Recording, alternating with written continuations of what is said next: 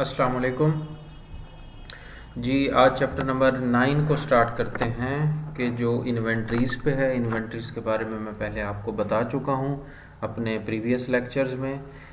जैसा कि आपको पता है कि हम फाइनेंशियल अकाउंटिंग कर रहे हैं वेरिन की बुक से। आज उसका चैप्टर नंबर 9 है, तो इसे स्टार्ट करते हैं। सबसे पहले जो है ना, हम ये देखते हैं कि इन्वेंट्री क्यों इम्पोर्टेंट है, इन्वेंट्री कंट्रोल क्यों इम्पोर्टेंट है।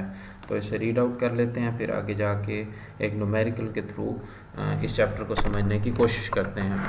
Inventory is a significant asset and for many companies the largest asset. Inventory is central to main activity of merchandising and manufacturing companies. Mistakes in determining inventory cost can cause critical errors in financial statement.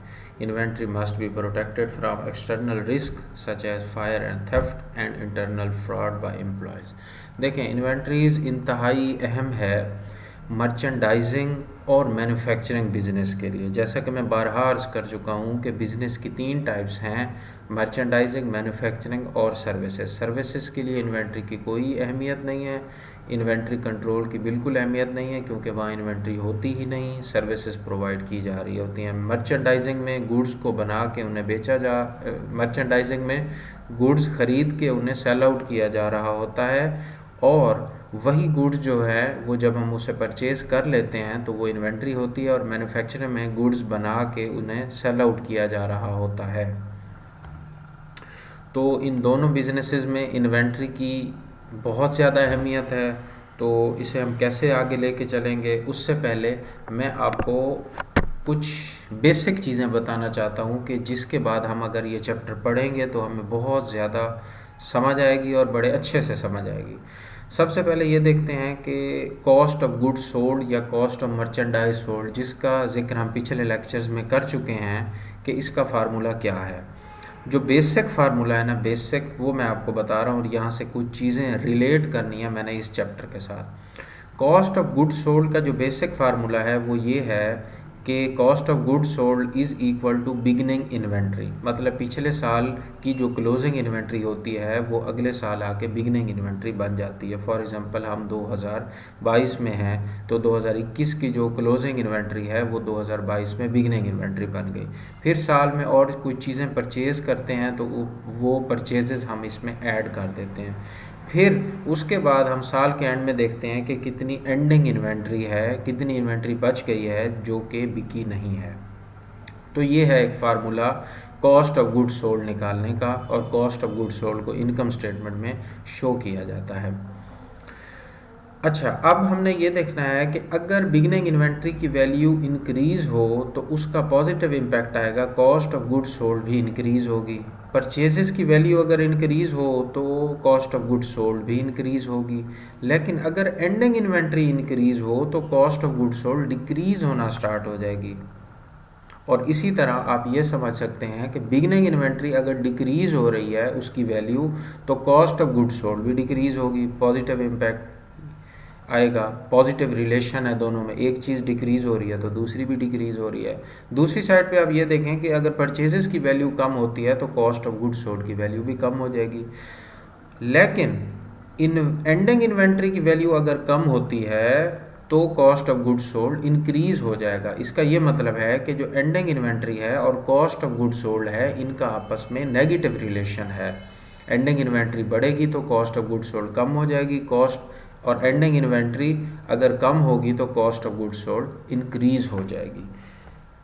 अब दूसरा formula है gross profit का, जो कि income statement में हम show करते हैं, revenues minus cost of goods sold. ये भी सेम इसी तरह है, रेवेन्यू अगर इंक्रीज़ होंगे तो cost of goods sold increase होगी, लेकिन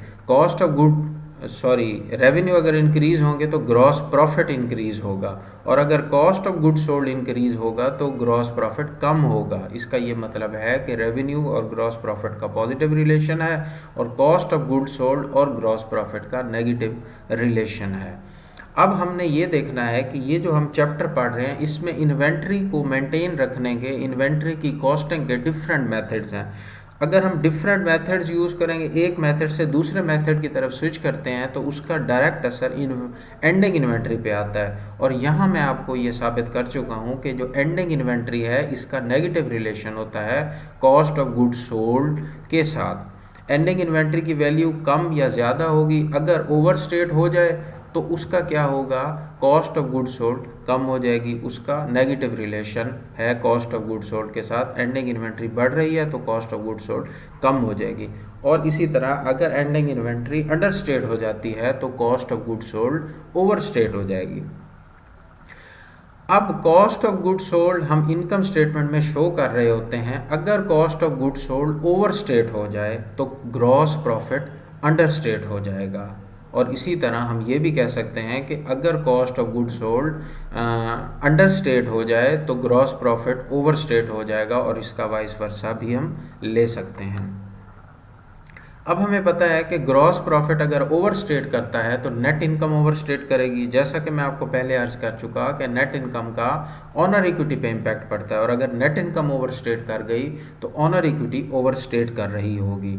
इसीलिए हमें जो है ना यहाँ पे ये सीखना है कि कौन सा मेथड हमने यूज़ करना है और कौन कौन से मेथड का क्या क्या इम्पैक्ट पड़ेगा एंडिंग इन्वेंट्री पे, क्योंकि एंडिंग इन्वेंट्री ही वो कलीदी किरदार यहाँ अदा कर रही है कि एंडिंग इन्वेंट्री की डिफरेंट मेथड में डिफरेंट तरीके से इसकी कॉस्ट और उस कॉस्ट की वैल्यू भी डिफरेंट होगी, और उसका असर कॉस्ट ऑफ गुड्स सोल्ड पे आएगा। कॉस्ट ऑफ गुड्स सोल्ड के बाद उसका असर ग्रॉस प्रॉफिट पे आएगा, ग्रॉस प्रॉफिट के बाद नेट इनकम पे, नेट इनकम के बाद ऑनर इक्विटी पे।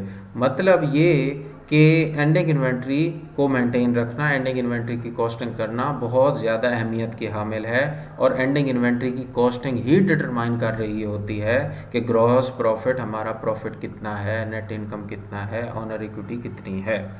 तो ये बहुत ज़्यादा अहमियत की हामिल है। इसकी दो स्टेटमेंट्स पे इसका असर पड़ता है, एक तो इनकम स्टेटमेंट के ऊपर पड़ता है और दूसरा बैलेंस शीट पे भी पड़ता है। जब ऑनर इक्विटी बैलेंस शीट में जाती है, उसका बैलेंस शीट में जाता है तो वहाँ भी अंडर या ओवर स्टेट हो जाती है। ये मैं आपको एक्सप्लेन कर चुका हूँ। ये जो टेबल मैंने बनाया है ये बहुत ज़्यादा अहमियत का हामिल है, ख़ुसूसन पीपीएससी और एफपीएससी के एमसीक्यूज़ पेपर के हवाले से। अगर मर्चेंडाइज इन्वेंट्री अंडरस्टेट होती है, जैसा कि मैं फार्मूले से आपको पहले बता चुका हूँ, तो cost of goods sold overstate हो जाएगी, और अगर cost of goods sold overstate हो गई तो ग्रॉस प्रॉफिट और नेट इनकम अंडरस्टेट हो जाएगा, और अगर ये अंडरस्टेट हो गई तो इसका ये मतलब है ऑनर इक्विटी भी अंडरस्टेट कर जाएगी। ये टेबल बहुत ज़्यादा अहमियत का हामिल है। मैंने इस टेबल पे डायरेक्ट आने की बजाय मैंने ये फार्मूले लिखे और आपको फार्मूलों के थ्रू मैंने समझाया कि किस तरह एंडिंग इन्वेंट्री और कॉस्ट ऑफ गुड्स सोल्ड का नेगेटिव रिलेशन होता है, और दूसरी जगह कॉस्ट ऑफ गुड्स सोल्ड और ग्रॉस प्रॉफिट का भी नेगेटिव रिलेशन किस तरह होता है। तो उम्मीद है कि आप लोगों को समझ आ गई होगी। अब हम आते हैं अपने इन्वेंट्री कॉस्टिंग मेथड की तरफ। तो तीन तरह के मेथड यूज़ होते हैं, फाइफो, लाइफो और एवरेज। फाइफो मतलब first in first out. First in first out का ये मतलब है जब हम चीज़ें परचेज़ कर रहे होते हैं तो जो चीज़ें पहले परचेज़ की हैं उसको पहले सेल आउट करना है। फर्स्ट इन मतलब जो पहले आई है, फर्स्ट आउट वो पहले जाएगी बाहर। मतलब हमने परचेज़ की, और फिर परचेज़ क्यों किया, हमने जो है ना उससे बेचने के लिए परचेज़ किया, तो जो चीज़ पहले परचेज़ की उसे पहले नहीं सेल आउट करेंगे। और लाइफो में ये होता है लास्ट इन फर्स्ट आउट, मतलब ये कि जो चीज़ हमने लास्ट में परचेज़ की है उससे सबसे पहले फ़रोख्त किया जाएगा, तो ये होता है लाइफो। और एक होता है एवरेज। एवरेज को आगे जाके मैं एक्सप्लेन करूँगा इसकी कैलकुलेशन में। सबसे पहले हम देखते हैं कि FIFO first in first out, इसकी हम समरी देखते हैं। ये एक ही टेबल अगर आपको समझ आ जाए तो आपको इसकी कैलकुलेशन भी समझ आ जाएगी, और इसका इनकम स्टेटमेंट पे और बैलेंस शीट पे क्या असर पड़ रहा होता है वो भी आपको इजीली समझ आ जाएगा। अच्छा, हम ये एज्यूम करते हैं कि 1 जनवरी को हमारे पास 200 यूनिट थे और एक यूनिट की कॉस्ट $9 थी, और फिर उसके बाद हमने 10 मार्च को 300 और यूनिट परचेज़ किए। हर एक यूनिट की कॉस्ट $10 थी। फिर 21 सितंबर को भी हमने 400 यूनिट परचेज़ किए, पर यूनिट कॉस्ट $11 थी। और इसके अलावा 18 नवंबर को भी हमने कुछ यूनिट्स परचेज़ किए, वो 100 यूनिट थे और एक यूनिट की कॉस्ट $12 थी। आप देख रहे हैं कि प्राइसेस बढ़ रहे हैं, मतलब इन्फ्लेशन की वजह से मार्केट में जब हम कोई भी चीज़ परचेज़ करने जाते हैं तो उसकी प्राइस ज़्यादा पड़ जाती है हमें।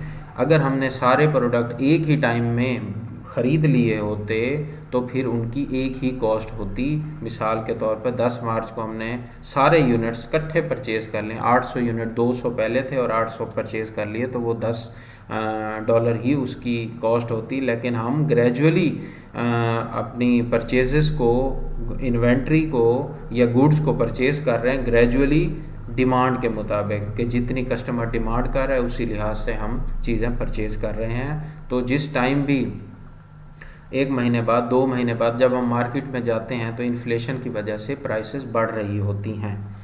अब आप ये देखें कि टोटल साल के एंड पे अगर ये, क्योंकि ये हम पीरियाडिक मेथड को फॉलो कर रहे हैं, परपेचुअल में भी इसी तरह का है, सेम है। मैं अभी आपको आगे जाके बताऊंगा। ये पीरियाडिक सिस्टम को हम फॉलो कर रहे हैं। साल के एंड में हमने ये देखा कि हमने टोटल 1000 यूनिट्स को ख़रीदा था, ठीक है ना, और हर 200 यूनिट की कॉस्ट डिफरेंट थी। फिर 300 ख़रीदे तो उसकी कॉस्ट डिफरेंट थी, 400 ख़रीदे तो और थी, 100 फिर ख़रीदे तो और थी।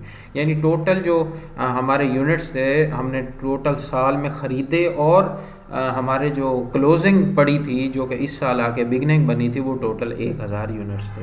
अब इनकी टोटल कॉस्ट देखते हैं भाई। ये 1000 जो यूनिट्स हमारे पास पड़े थे, हमने ख़रीदे भी थे और कुछ जो है ना बिगनिंग भी थी, तो उसकी टोटल कॉस्ट कैसे बनेगी।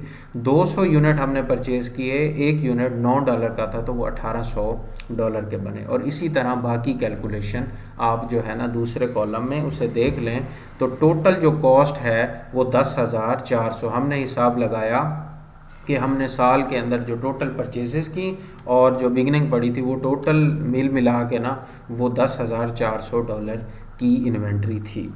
अब हम ये एज्यूम कर रहे हैं कि वो जो 1000 यूनिट थे, 1000 यूनिट, उसमें से 700 यूनिट हमने बेचे, लेकिन 300 यूनिट हमारे पास बच गए। अब लगानी है उनकी कॉस्टिंग।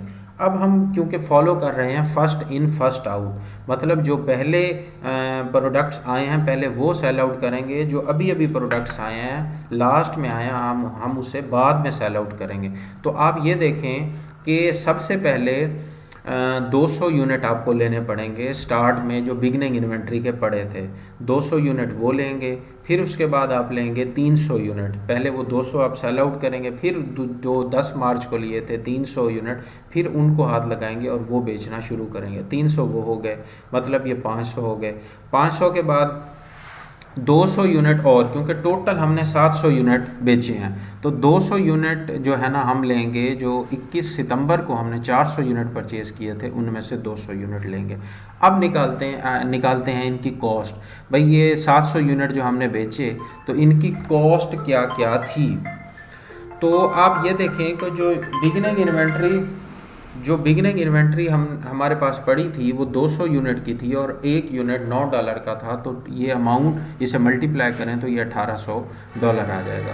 और उसके बाद जो 10 मार्च को परचेज़ किए थे 300 यूनिट, 300 को मल्टीप्लाई करें 10 के साथ तो ये 3000 आ गया।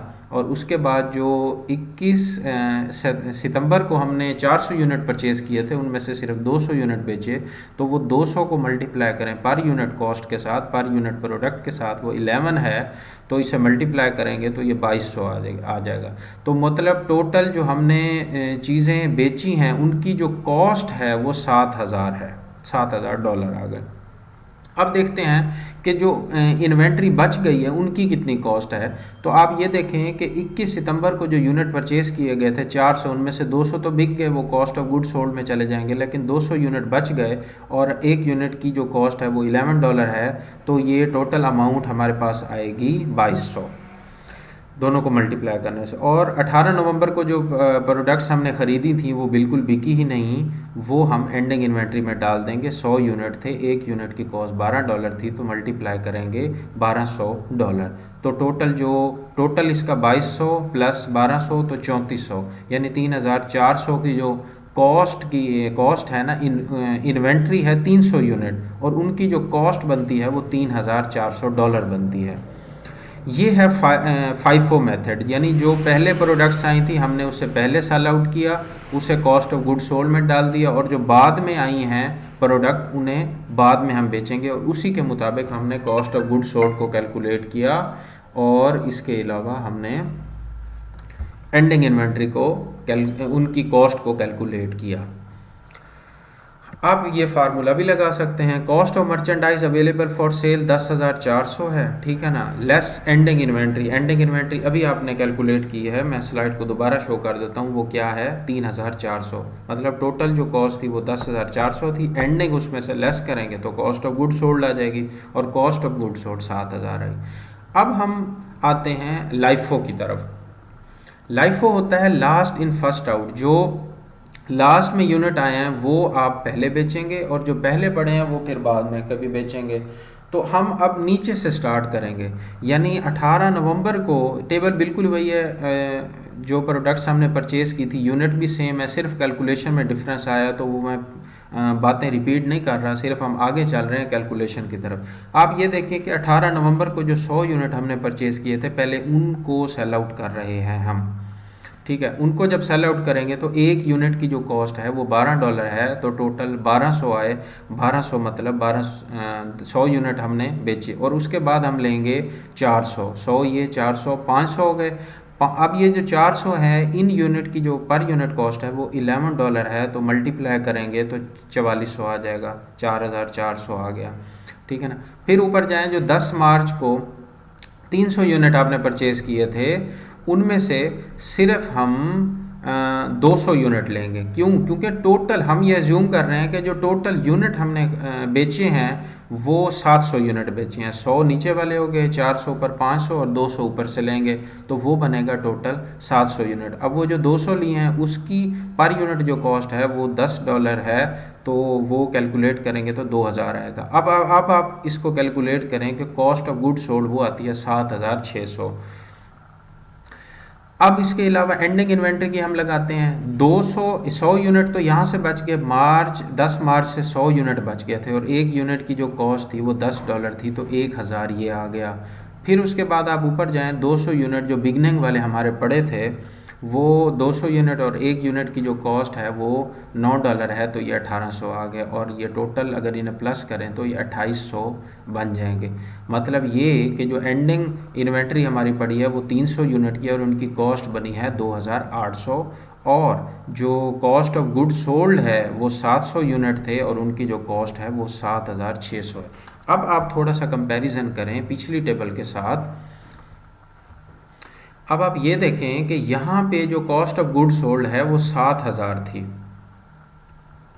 यहाँ पे जो कॉस्ट ऑफ लाइफो में जो कॉस्ट ऑफ गुड सोल्ड है वो बढ़ गई है, वो 7600 हो गया। क्यों? क्योंकि हम लास्ट वाले यूनिट पहले बेच रहे हैं, और क्योंकि इन्फ्लेशन हो रही है, इन्फ्लेशन की वजह से चीज़ों की प्राइसेस बढ़ रही हैं, चीज़ों की प्राइसेस बढ़ रही हैं, तो जो लास्ट वाले प्रोडक्ट आए हैं उनकी प्राइसेस ज़्यादा हैं, ठीक है ना, और हम पहले बेच भी वही रहे हैं। इसी वजह से हमारा जो कॉस्ट ऑफ गुड सोल्ड है वो लाइफो में ज़्यादा है और फाइफो में कम है। इसी तरह हम एंडिंग इन्वेंट्री को भी कंपेयर कर सकते हैं, जो कि हमारा मेन टॉपिक है। एंडिंग इन्वेंट्री आप फाइफो में देखें तो ये बन रही है 3400, ठीक है, 300 यूनिट्स की। लेकिन आप जब लाइफो में जाके देखते हैं, पहले फाइफो में देखा और अब लाइफो में जाके देखें, तो जो एंडिंग इन्वेंट्री की कॉस्ट है वो 2800 है, मतलब कम हो गई है। इसका ये मतलब है जो फाइफो होता है, फाइफो में जो एंडिंग इन्वेंट्री की कॉस्ट होती है वो ज़्यादा होती है, इसकी रीज़न मैंने आपको बता दी। और जो लाइफो में एंडिंग इन्वेंट्री की जो कॉस्ट होती है वो कम होती है, ठीक है ना, as compare to FIFO.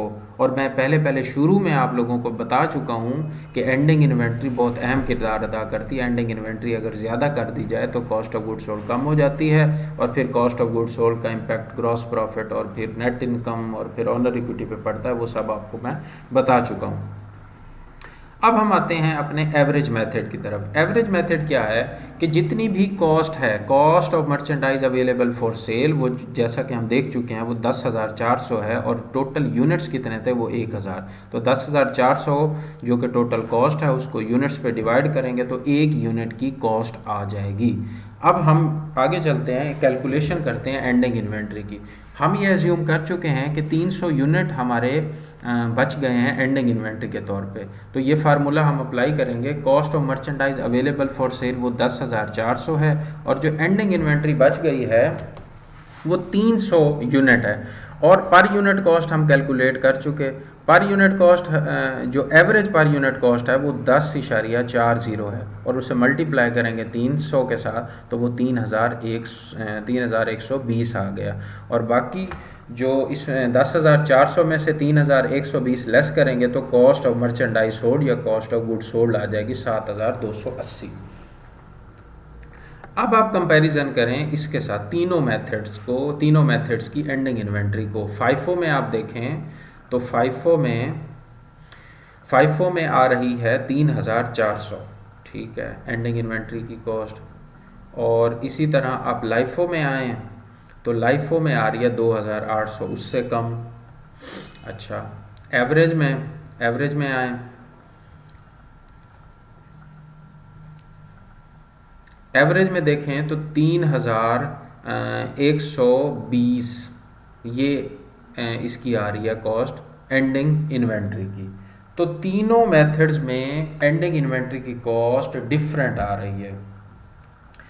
FIFO में क्योंकि ज़्यादा हो रही है, ओवर स्टेट हो रही है, तो उसका इम्पैक्ट क्या पड़ेगा कॉस्ट ऑफ गुड्स सोल्ड पे? उसका इम्पैक्ट ये पड़ेगा, जैसा कि मैं पहले बता चुका, negative impact. Cost of goods sold कम हो गई, कॉस्ट ऑफ गुड्स सोल्ड कम होगी तो ग्रॉस प्रॉफिट ओवरस्टेट कर जाएगा, ये ओवरस्टेट कर गया तो net income overstate, net income overstate कर गया तो ओनर इक्विटी ओवरस्टेट कर जाएगी। तो ये तीन हमारे पास मेथड होते हैं कि अगर एक मेथड को स्विच करके हम दूसरे की तरफ शिफ्ट होते हैं तो एंडिंग इन्वेंट्री उससे अफेक्ट हो जाती है। एंडिंग इन्वेंट्री की जो कॉस्ट है वो ऊपर नीचे होने लग जाती है और उसके अंडर स्टेट या ओवर स्टेट होने की वजह से कॉस्ट ऑफ गुड्स सोल्ड असरअंदाज हो रहा होता है। तो ये था हमारा चैप्टर नंबर 9 इस पे इन्वेंट्रीज पे, और इसमें हमने 3 कॉस्टिंग मेथड्स पढ़े, लाइफो, फाइफो और एवरेज। तो ये बहुत ज़्यादा अहमियत के हामिल हैं। वैसे जो नॉर्मली यूज़ होता है वो फाइफो और एवरेज यूज़ होता है, लाइफो नहीं यूज़ किया जाता। बहुत शुक्रिया।